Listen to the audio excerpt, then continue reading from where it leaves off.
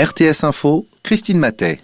Les tests rapides pour détecter le Covid-19 deviendront payants au-delà du 10 octobre. Le Conseil fédéral n'a pas cédé sur ce point.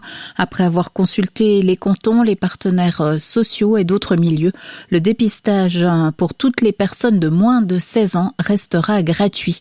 Et le gouvernement annonce aussi la mise en consultation jusqu'au 6 octobre d'un plan pour une campagne sur la vaccination.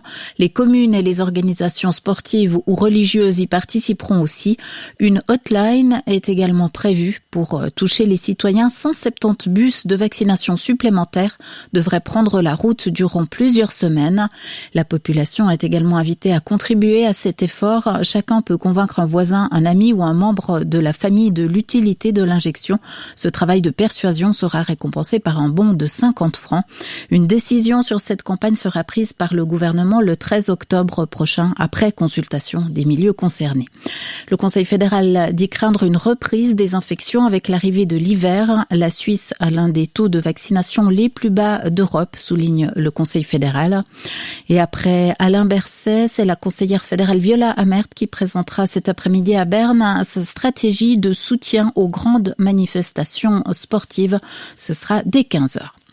La Fédération internationale de ski a annoncé aujourd'hui la création d'une nouvelle étape de Coupe du monde de ski alpin près du Mont Cervin, à cheval entre la Suisse et l'Italie, qu'elle espère mettre en place d'ici un an.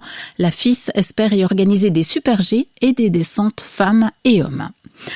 La dinde de Noël ne sera peut-être pas sur la table des Britanniques. Le Royaume-Uni est actuellement confronté à un manque de 15 000 bouchers. Cela fait planer le risque de pénurie de certains produits traditionnels pour Noël, avertit la fédération du secteur. Selon le journal Times, le gouvernement envisage d'assouplir les restrictions en matière de visa dans un premier temps pour 1 millier de bouchers étrangers afin d'éviter les pénuries. C'est une première. Grâce à un robot flottant, des scientifiques ont réussi à enregistrer une vidéo des vagues qui se déchaînent à l'intérieur d'un ouragan de catégorie 4.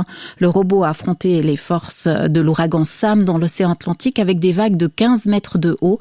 Ce drone flottant transmet ces données directement à l'Agence américaine d'observation océanique et atmosphérique qui va aider à comprendre les processus physiques à l'œuvre et améliorer la prévention. Une championne de gymnastique qui met un terme à sa carrière, Julia Steingruber s'arrête à 27 ans. La Saint-Galloise, gymnaste suisse la plus titrée de l'histoire, a annoncé sa retraite sportive ce matin.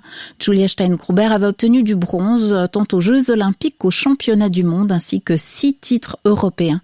Ces dernières saisons ont été perturbées par plusieurs blessures. Et en football, l'entraîneur de l'équipe nationale, Murat Yakin, a réservé une surprise de taille dans sa liste des 24 sélectionnés pour les rencontres contre l'Irlande du Nord et la Lituanie. Il n'a pas appelé Michael Frey et il doit composer sans Xhaka, le capitaine, ni Seferovic, tous deux blessés. La Suisse affrontera l'Irlande du Nord le samedi 9 octobre à Genève avant de rencontrer la Lituanie 3 jours plus tard à Vilnius. La météo, après le ciel bleu, les nuages arriveront en fin de journée. Quelques pluies pourraient déjà tomber la nuit prochaine au thermomètre. Aujourd'hui, entre 19 et 21 degrés. Demain, samedi, quelques bancs de nuages bas le matin. Sinon, le temps sera assez ensoleillé. Continuez l'actualité sur rtsinfo.ch.